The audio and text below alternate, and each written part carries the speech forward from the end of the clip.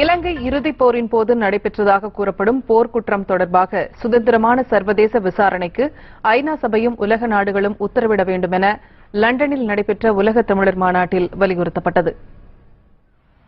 British Tamil பேரவை சார்பில் 3 நாள் உலகத் தமிழர் பன்னாட்டு மாநாடு லண்டனில் நேற்று தொடங்கியது. இதில் பிரிட்டனைச் சேர்ந்த 50க்கும் மேற்பட்ட நாடாளுமன்ற உறுப்பினர்கள், திமுக, பாமக, இந்திய கம்யூனிஸ்ட் மற்றும் நாம் தமிழர், இந்து மக்கள் கட்சி, தமிழ் தேசிய கூட்டமைப்பு என 30க்கும் மேற்பட்ட அமைப்பினர் கலந்து கொண்டுள்ளனர். ஈழத் தமிழர்களுக்கு ஆதரவாக இலங்கை அரசுக்கு அழுத்தம் தரும் முயற்சியில் இவர்கள் ஈடுபட்டுள்ளனர். மாநாட்டின் ஒரு பகுதியாக 7ஆம் தேதி நடைபெற்ற அனைத்துக் கட்சி நாடாளுமன்ற உறுப்பினர் குழு கூட்டத்தில் கலந்து கொண்டு பேசிய திமுக பொருளாளர் மு க ஸ்டாலின் இலங்கை பிரச்சினைக்கு அரசியல் தீர்வு காண வழிவகை செய்யப்பட வேண்டும் என வலியுறுத்தினார். Based on the past experience and precedents, we are of the view that a political solution is in a referendum which should be conducted under the UN supervision among the Tamils in the northern and eastern provinces of Sri Lanka and diaspora Tamils.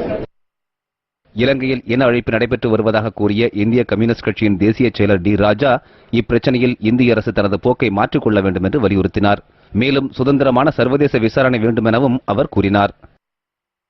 While I demand an international, impartial, independent inquiry, investigation into war crimes and violation of human rights, our party supports a meaningful political solution to the Tamil people, and that political solution which is acceptable to the Tamils of Sri Lanka.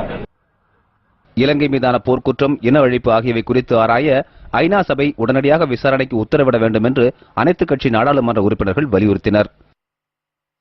We call upon the member states of the United Nations to urgently set up an international independent investigation into the complete conduct of the Sri Lankan state against the Tamil nation, and specifically call for an investigation of war crimes, crimes against humanity and the crime of genocide against the Tamil people.